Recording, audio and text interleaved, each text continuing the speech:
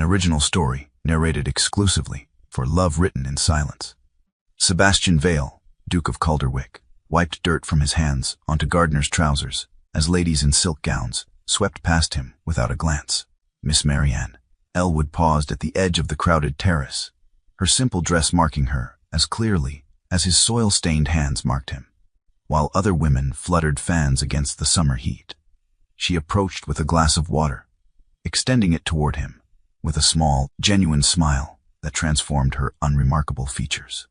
Sebastian hesitated before accepting the offering, their fingers briefly touching on the cool glass as the golden evening light caught in the water.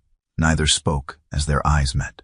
Two invisible people suddenly seeing each other amid a sea of aristocrats who noticed neither the disguised duke nor the quiet companion. "Your Grace, are you certain about this?" Unconventional approach. Sebastian Vale, the Duke of Calderwick, adjusted the rough linen shirt that scratched against his skin as his valet, Morris, frowned with disapproval. "Perfectly certain," Sebastian replied, examining his reflection. The gardener's clothes transformed him completely: weathered boots, worn trousers, and calloused hands artificially created with a mixture of dirt and walnut stain. 3 seasons of fortune hunters have exhausted my patience, but surely there are more dignified methods of finding a wife than this. Sebastian turned from the mirror. When a man possesses a title and £30,000 a year, Morris, he quickly discovers that everyone sees the wealth, not the man. Lady Harrington's summer ball presents the perfect opportunity to deceive innocent young ladies, to discover an honest one. Sebastian's voice hardened. "I've watched mothers coach daughters on how to laugh at my jokes before I've made them. I've endured practice speeches about shared interests from women who've memorized my preferences, from gossip columns." Through the window of his carriage, Sebastian observed Ashmere Hall come into view, windows blazing with light, carriages disgorging silks and jewels onto the drive. His own conveyance would deliver him not to the main entrance, but to the servants' quarters, where arrangements had been made with Lady Harrington's head gardener. "I'll attend to the roses near the terrace for several hours," Sebastian continued. "If anyone, acknowledges me as a human being rather than a servant beneath notice, I'll consider it a promising start." Morris sighed. "And if no one does?" Sebastian's smile held no warmth. "Then I'll have confirmed what 3 seasons have taught me, that I am merely a title to be acquired, not a man to be known." Miss Marianne Elwood stood 2 careful steps behind Lady Penelope Whitmore, holding a spare fan and a small vial of smelling salts. At 26, Marianne had perfected the art of existing without being seen. "The Duke of Calderwick is expected tonight," Lady Whitmore whispered to her daughter, Charlotte. "Remember everything we discussed. Mention your interest in his conservatory. He's known for rare orchids. And for heaven's sake, stand straight." Charlotte nodded, anxiety creasing her otherwise perfect features. Marianne's gaze drifted across the ballroom, mentally cataloging the invisible workers who, like her, enabled these glittering events. Footmen balancing trays, maids discreetly collecting discarded glasses, a gardener tending roses on the terrace. Society functioned on the labor of the unseen. 5 years as a companion had taught Marianne to anticipate needs without being asked, to speak only when spoken to, and to expect nothing beyond her modest salary. The daughter of a country vicar, she had entered service after her father's death left her without means. Her education and gentle manners made her suitable for companionship rather than housework, a position marginally better than many, but still firmly below the salt. "Miss Elwood," Lady Whitmore said without turning, "fetch Charlotte some lemonade. The poor girl looks flushed." "Yes, my lady." Marianne navigated the crowded ballroom with practiced ease. People moved aside for ladies of quality, but rarely for companions.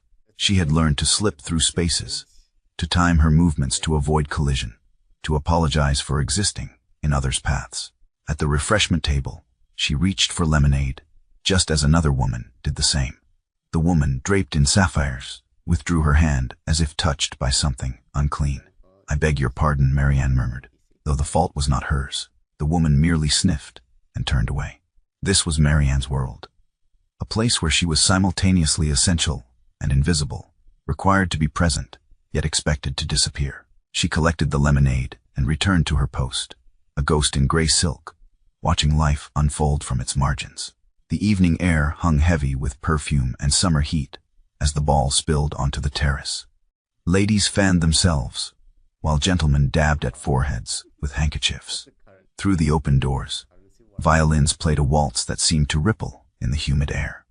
Marianne stood near a marble column, momentarily relieved of her duties, as Charlotte danced with a viscount. From her vantage point, she observed the young gardener working diligently among the roses that bordered the terrace. He moved with purpose, his hands skilled but his posture suggesting he was unaccustomed to such labor. Something about him caught her attention.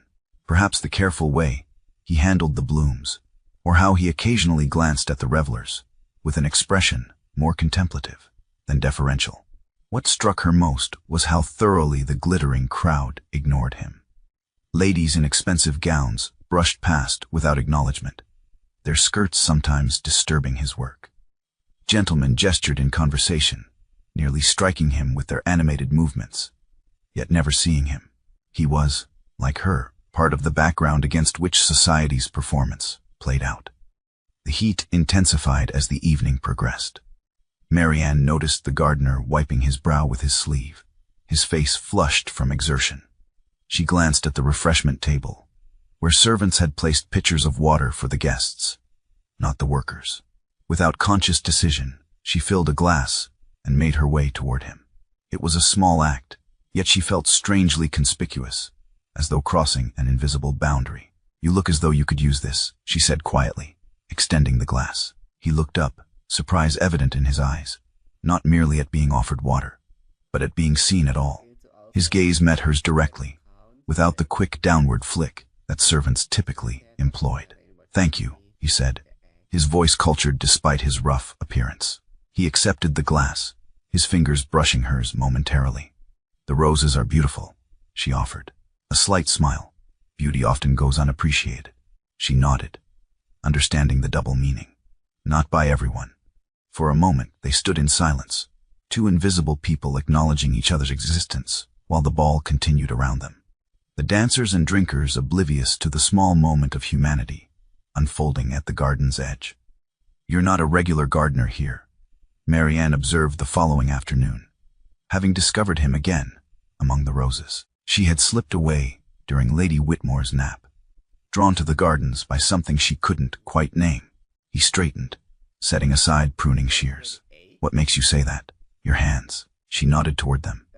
"The calluses are new, and you handle the tools correctly, but not effortlessly." A flicker of something, alarm, amusement, crossed his face. "Perceptive of you, Mississippi." "Elwood." "Marianne Elwood." She hesitated. "I'm Lady Whitmore's companion." "Sebastian," he offered, omitting any surname. "And you're right. I'm assisting temporarily."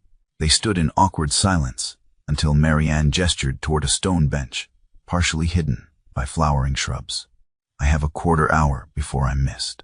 Would you mind terribly if I sat? It's rare to find quiet during these house parties." He nodded, returning to his pruning as she settled on the bench. The distant sounds of the house, servants calling to one another, a piano being practiced, created a peaceful backdrop. "Do you enjoy being a companion, Miss Elwood?" he asked after a moment. The question surprised her. Few people inquired about her feelings regarding her position. "It's respectable work," she answered carefully. "Lady Whitmore is not unkind." "That's not what I asked." Marianne looked at him sharply, then softened. "No, it's not what you asked. I enjoy having a roof over my head and food on my plate. The rest is immaterial. Surely, there must be more to life than mere survival. For some, perhaps." She smoothed her gray dress. "What about you? Do you enjoy gardening?" "I find peace in it," he said, his expression thoughtful. "There's honesty in plants. They respond to care, not status or wealth. Unlike people. Unlike most people," he corrected, meeting her eyes. Something unspoken passed between them, recognition, perhaps, of kindred spirits. "I should return," she said, rising reluctantly. "Will you come tomorrow?" The question seemed to surprise him as much as her. Marianne hesitated. Propriety dictated she should not seek out a gardener's company, yet in his presence she felt seen in a way she rarely experienced. "If I can," she said finally. "Same time?" He nodded. a genuine smile transforming his features. "I'll look forward to it, Miss Elwood." "As will I," she replied, realizing with quiet surprise that she meant it. Their meetings continued through the week, settling into a pattern as natural as the garden's rhythm. Each afternoon, while the household rested, Marianne would find Sebastian among the roses, or near the small greenhouse at the garden's edge. He always seemed to anticipate her arrival, though neither acknowledged this expectation. "I brought something, Mary," and said on the fourth day, withdrawing a small volume from her pocket. "You mentioned enjoying Wordsworth." Sebastian wiped his hands on his trousers before accepting the book. "Lines written a few miles above Tintern Abbey," he read, his voice softening. "A favorite of mine. Mine as well." She sat on their usual bench. "Nature as restoration for the soul. The anchor of my purest thoughts, the nurse, the guide, the guardian of my heart," he quoted, his eyes not on the page, but on the distant hills visible beyond the garden walls. Marianne studied him, puzzled by the contradictions he presented. His speech and knowledge belonged to a gentleman, yet here he was, tending roses in worn clothes. She had considered asking directly, but feared breaking whatever fragile connection they had formed. Instead, she asked about the plants. Sebastian spoke of each with knowledge and passion, explaining how certain roses required specific soils, how others needed particular pruning to thrive. He showed her seedlings in the greenhouse, describing their potential with such vision that Marianne could almost see the mature plants he imagined. "You speak of them as a mother might speak of children," she observed. "Growing things require patience and attention," he replied. "Much like people. People can be more complicated." "True." He handed her a cutting of lavender. "But often what they need is equally simple, to be seen, to be valued for what they truly are, rather than what use they might serve." Marianne twirled the lavender stem, inhaling its fragrance. "Is that why you're here, Sebastian? To be seen for who you truly are?" His hands stilled on the plant he was tending. For a moment, she thought she'd overstepped. Then he looked at her with an expression so unguarded, it made her breath catch. "Perhaps," he said quietly, "I needed to learn how to truly see others first." Sebastian stood before his shaving mirror in the small room he'd been assigned in the servants' quarters, examining his reflection. A week of outdoor work had darkened his skin and lightened his hair. His hands, despite gloves, showed the beginnings of real calluses where artificial ones had been applied. The physical transformation was the least of it. Each afternoon with Miss Elwood, Marianne, left him increasingly uncomfortable with his deception. She spoke to him with a candor he'd never experienced, sharing observations about the household, her limited childhood, in a vicarage, her love of poetry. In return, he offered carefully edited truths, omitting his title and position, while sharing genuine thoughts he'd never voiced to anyone. "This has gone far enough," he muttered to his reflection. The experiment had succeeded beyond expectation. He had found someone who saw the man, not the Duke. Yet the longer he maintained the charade, the more it felt like betrayal, rather than protection. A knock interrupted his thoughts. "Enter," he called, hastily donning his shirt. Morris slipped in, closing the door carefully. "Your Grace, a letter from your steward requiring immediate attention." He handed Sebastian a sealed document. "And may I inquire how much longer this adventure will continue? Your absence from London is causing speculation." Sebastian broke the seal, scanning the contents. "Let them speculate." "And the young lady?" Morris asked carefully. Sebastian's head snapped up. "What young lady?" "The one in gray who visits the garden each afternoon." At Sebastian's surprised expression, Morris sighed. "I am your valet, Your Grace. Noticing things is my profession." Sebastian turned back to the letter, though the words blurred before him. "She's a companion, kind, intelligent, observant, and unaware she's conversing with a duke." Yes, the admission tasted bitter. "What do you intend to do?" Sebastian folded the letter deliberately. "I don't know. If I may be so bold," Morris said quietly, "secrets of this nature rarely end well for anyone involved." After Morris departed, Sebastian remained motionless, caught between worlds. The Duke of Calderwick could have anything he desired, except perhaps the honest connection he'd found while pretending to be someone else. "Miss Elwood spends considerable time in the gardens lately," observed Lady Harrington, her voice carrying just enough to reach Marianne. as she arranged flowers in the drawing room. "Fresh air agrees with companions, I suppose," replied Lady Whitmore with a dismissive wave, "though one does wonder about propriety." Marianne's hands stilled momentarily before continuing their work. She had believed her afternoon escapes went unnoticed. "The head gardener mentioned his new assistant has been particularly attentive to the roses near the east terrace," Lady Harrington continued. "Curious timing. Surely you don't suggest one must consider the household's reputation." Servants talk. Marianne focused on the arrangement before her, face burning. She was no naive girl. At 26, she understood exactly what they implied. That she, a gentlewoman reduced to dependency, might form an inappropriate attachment to a gardener. The irony was that they weren't entirely wrong. She had grown to anticipate their conversations with an eagerness that both thrilled and frightened her. Sebastian treated her as an equal, something even other companions rarely did. With him, she could speak freely, laugh genuinely, exist fully. "Perhaps a word with your companion would be prudent," Lady Harrington suggested, "before the situation becomes awkward." Later that evening, as Marianne helped Charlotte prepare for dinner, Lady Whitmore cleared her throat delicately. "Miss Elwood, while I appreciate your dedication to Charlotte's needs, I must remind you that your position reflects upon this family." Marianne kept her eyes lowered. "Yes, my lady. Your frequent solitary walks have been noticed. A companion should remain companionable." The implication was clear. Stay visible, stay appropriate. Remember your place. "I understand, my lady." "Good. That will be all."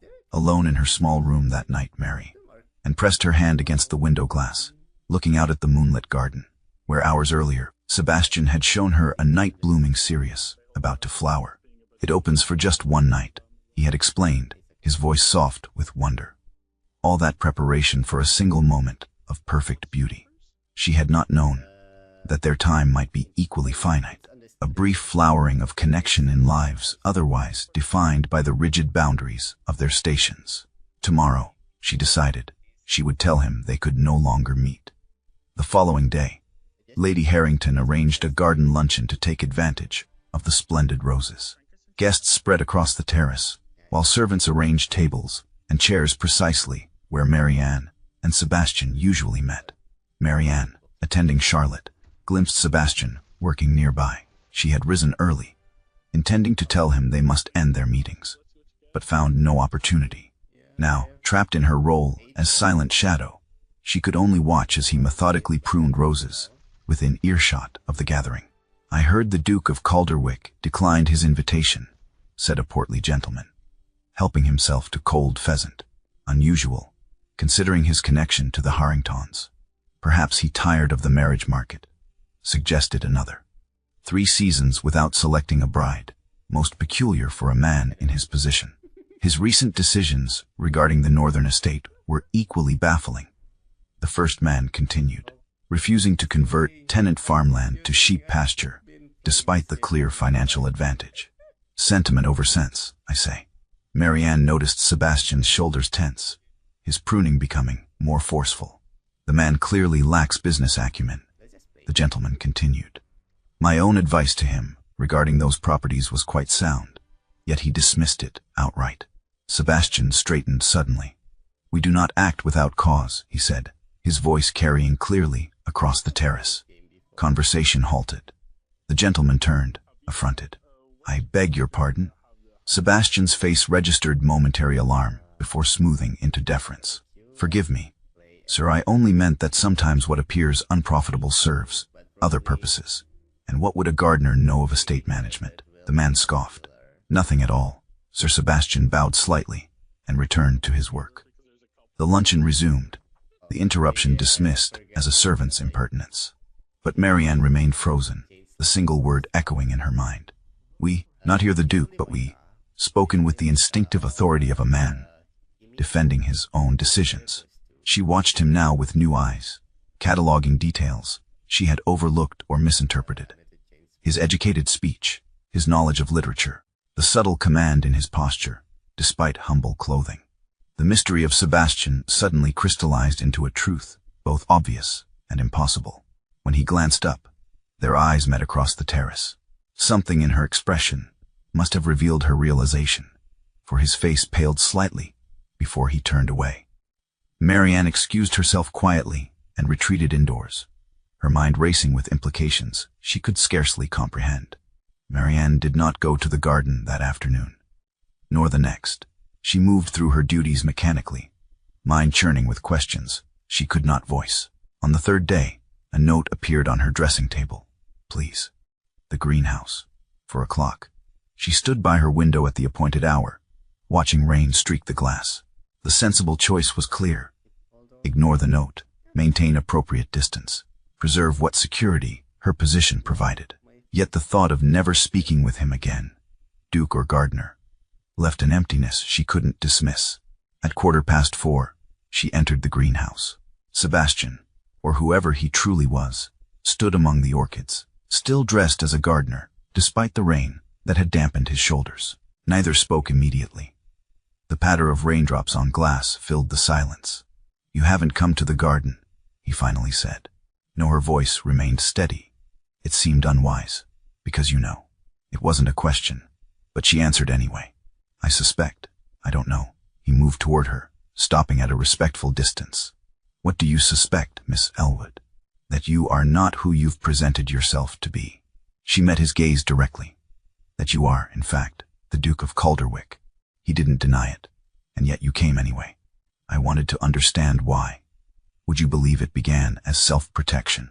He gestured vaguely. 3 seasons of being pursued for my title, rather than myself. I thought to discover someone who might see the man, not the Duke, by deceiving everyone around you. Yes, he accepted the accusation without defense. A flawed approach, as I've come to realize. Marianne wrapped her arms around herself, suddenly cold despite the greenhouse warmth. Did you find it amusing? The companion and the gardener, both invisible to proper society. No, his voice softened. I found it illuminating. I should go. She turned toward the door. Marianne. She paused, the informal address stopping her more effectively than a hand on her arm. I never lied about who I am, he said quietly. Only what I am. She left without responding, uncertain whether the distinction mattered at all. The whispers began at breakfast. Seen together frequently, quite familiar terms, her reputation naturally. Charlotte leaned close to Marianne, voice barely audible. They're talking about you and the gardener. Marianne focused on buttering toast she had no appetite to eat. There's nothing to discuss. I believe you, Charlotte said earnestly. But mother is concerned. By midday, servants' glances lingered when Marianne passed. A maid delivering firewood paused unnecessarily in her room. The housekeeper inquired with pointed politeness whether Miss Elwood required anything to make her remaining time comfortable. Lady Whitmore summoned her after luncheon, face composed in practiced concern. Miss Elwood, you've been a satisfactory companion to Charlotte. She adjusted her bracelets. However, certain observations have been brought to my attention. Marianne stood perfectly still, hands clasped at her waist. My lady, your conduct with a member of the garden staff has raised questions about your judgment. Lady Whitmore sighed delicately. You understand that Charlotte is impressionable. Her prospects depend upon impeccable associations. I assure you, my behavior has been entirely proper. Intent matters less than appearance in these situations. Lady Whitmore's voice remained gentle, making the dismissal all the more devastating. I've arranged for you to depart tomorrow. A month's wages as consideration, of course, and my reference. A slight hesitation. Given the circumstances, perhaps a period of reflection before seeking another position would be advisable. Without a reference, Marianne knew. Her prospects narrowed dramatically. Lady Whitmore was effectively closing doors throughout respectable society. I understand, she said, voice steady despite the panic rising within her. Thank you for your consideration. That evening, packing her modest possessions, Marianne contemplated the swift destruction of her security. One connection, innocent in fact if not appearance, had cost her everything. A soft knock interrupted her thoughts. Charlotte entered, eyes red-rimmed. It's dreadfully unfair, she whispered, embracing Marianne impulsively. I told mother nothing happened. Thank you for believing me. Where will you go? Marianne folded a shawl carefully. My former vicar keeps a list of positions. Something will arise. Both knew this was optimistic at best. Without a reference, Even a vicar's recommendation carried limited weight. "I'll miss you," Charlotte said simply. "And I you." Marianne departed Ashmere Hall as she had arrived, quietly, with minimal disruption to the household's rhythm. No tearful goodbyes or dramatic confrontations marked her exit. Lady Whitmore provided the promised wages, a closed carriage to the village, and final instructions delivered with practiced compassion that nonetheless made clear no further communication would be welcome. The village inn, her temporary lodging until a mail coach could take her to her cousin's home in Hertfordshire, offered modest comfort. Her room overlooked the village green, where local children played under summer-heavy trees. Marianne watched them absently, calculating how long her remaining funds might sustain her. 2 months, perhaps 3 with careful economy. After that, a knock at her door interrupted these grim calculations. "A letter for you, miss," said the innkeeper's wife, extending a sealed note. The paper was expensive, the handwriting unfamiliar. Marianne broke the plain seal, her hands trembling slightly. "Miss Elwood, I have learned of your departure from Ashmere Hall and the circumstances surrounding it. The responsibility for this situation rests entirely with me. Please allow me to call upon you at the inn tomorrow at 2 o'clock to discuss matters that cannot adequately be addressed in writing. With deepest regret, Sebastian Vale, Duke of Calderwick." Marianne set the letter down carefully, his first communication under his true name, and it contained an apology without actually apologizing. How very aristocratic. The following afternoon found her seated in the inn's private parlor, dressed in her second-best gown, back straight and expression composed. Whatever he intended to offer, money perhaps, or assistance securing another position, she would decline. Her dignity, at least, remained her own. He arrived precisely at 2, dressed now as befitted his station. The transformation was remarkable, yet somehow unsurprising. The gardener's quiet authority, now manifest in fine clothing, and the subtle deference of the innkeeper who showed him in. "Miss Elwood," he bowed formally. "Thank you for agreeing to see me." "Your Grace," she curtsied, the title feeling strange when addressed to the man she had known simply as Sebastian. "I confess I was curious about what couldn't be written. An explanation, an apology." He remained standing, though she had resumed her seat. "And a request. I require none of those things, Your Grace. Nevertheless, I ask that you hear me." His voice softened, not as a duke, but as a man who has caused you harm through thoughtless actions. Marianne gestured to the chair opposite hers. "Then speak, sir, I am listening." "I would like to speak with you in the greenhouse at Ashmere," he said, surprising her. "Not here, where every word will fuel village gossip." "I no longer have access to Ashmere Hall," Marianne reminded him. "I do." His expression remained serious. "My carriage is outside. We could return briefly, speak privately, and I would ensure you're brought back before evening." Every instinct warned against this impropriety, yet the need for closure, for truth, outweighed caution. Very well. They rode in silence, the luxurious carriage a stark reminder of the gulf between their stations. Upon reaching Ashmere, Sebastian led her through the garden's side entrances, directly to the greenhouse, where golden evening light filtered through glass panes and turned ordinary plants into something ethereal. "I owe you the complete truth," he began, standing among the orchids where they had last spoken. "The deception began as a test, a way to find someone who might value Sebastian rather than Calderwick the Duke. And I passed your test," Marianne said quietly. "How fortunate for me." He flinched at her tone. "It wasn't. I never intended." He stopped, collecting himself. "What began as a test became something entirely different. Our conversations were the most honest I've had in years." "Honest." The word stung. "You lied about your very identity." "Yes." He met her gaze directly, and in doing so, discovered that titles and wealth mean nothing compared to simple human kindness. "You offered water to a gardener, while duchesses walked past without seeing him. You shared books and thoughts with a man you believed had nothing to offer you. And now I have lost my position, my reference, and my security, Mary," and said, her voice steady despite the emotion behind it. "All because you wished to conduct a social experiment." Sebastian moved closer, stopping when she tensed. "I never meant for this to happen. When I learned of your dismissal, I tried to intervene without revealing my role. But Lady Whitmore was resolute. Of course she was.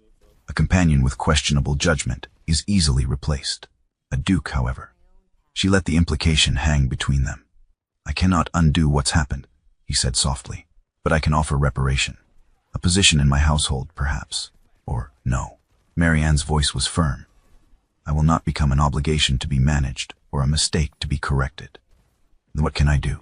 She reached for the glass of water that sat forgotten on a potting bench, the same glass she had brought him that first evening, and held it out. You can take this, she said simply, and understand what it meant. Sebastian stared at the glass in her hand, recognition dawning in his eyes. The first time I offered this, Marianne continued, it was freely given, one person seeing another's need. I didn't know you were a duke. I didn't want anything from you. And now, he asked quietly, now I return it to remind us both that dignity cannot be measured by tests or purchased with reparations. She set the glass on the table between them. I am not a charity case, Your Grace, nor an experiment in human nature. Sebastian remained silent, his expression unreadable in the fading light. When I offered you water, she continued, I did so because in that moment we were equals in our invisibility. You deliberately unseen, me unseen by circumstance. But we were never truly equal, were we? In the ways that matter most, we were, he said finally. Intelligence, principle, the capacity for kindness, in these, I found you my superior. Mary shook her head. Pretty words, but reality remains. You return to your duchy, your privilege, your life. I leave with nothing but uncertainty. It doesn't have to be that way, doesn't it? She gestured to the greenhouse around them. This, our conversations, our connection, existed in a space between worlds.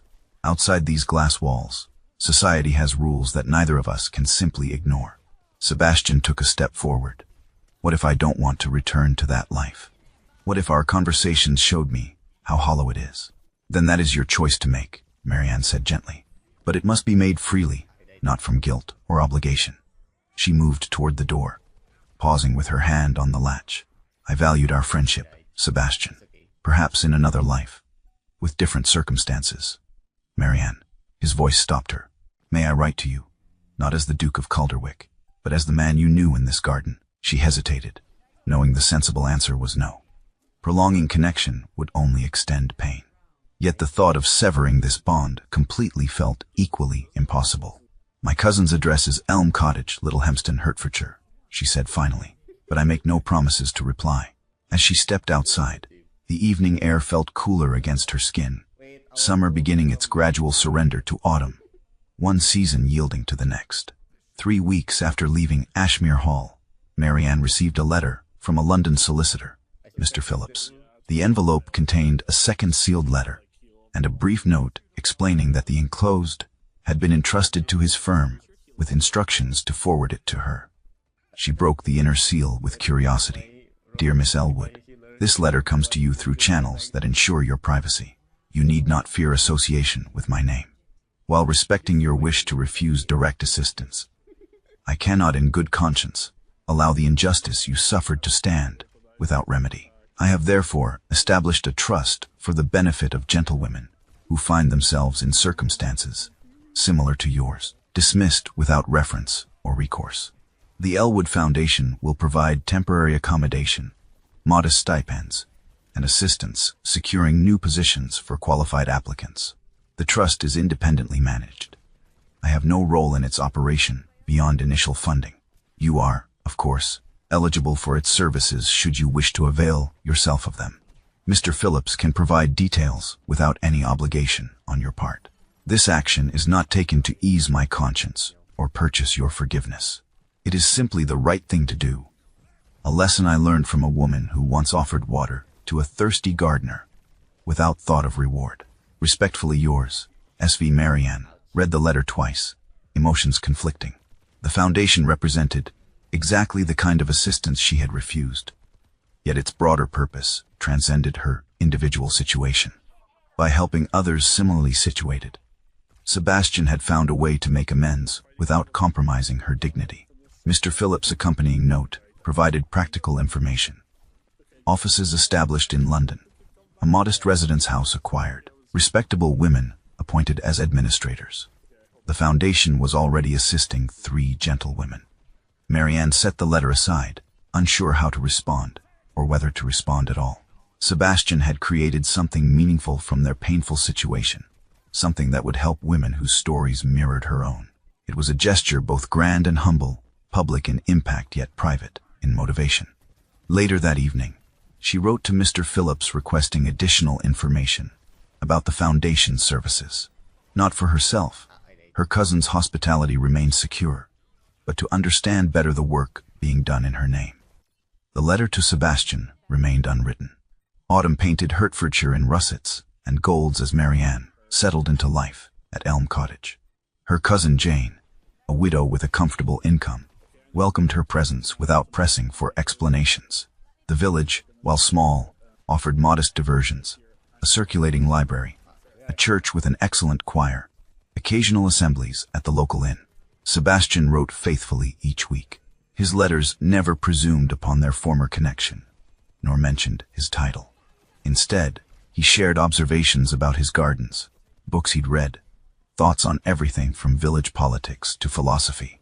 He never asked for replies, yet each letter ended with a question or reflection that invited response. For 2 months, Marianne read his letters, but did not answer. What could she say? Their worlds remained separate despite his efforts to bridge them. In late October, Jane received an invitation to a small dinner party at neighboring Thornfield Manor. The new tenant is a gentleman from London, she told Marianne. Apparently quite respectable. You'll accompany me, of course. Marianne agreed without enthusiasm. Such gatherings invariably meant sitting with other companions and poor relations, while the principal guests enjoyed conversation. The evening of the dinner arrived cold and clear. As their carriage approached Thornfield, Marianne noticed extensive work being done in the long-neglected gardens, new plantings, repaired walls, a greenhouse under construction. The tenant must be planning to stay, she remarked.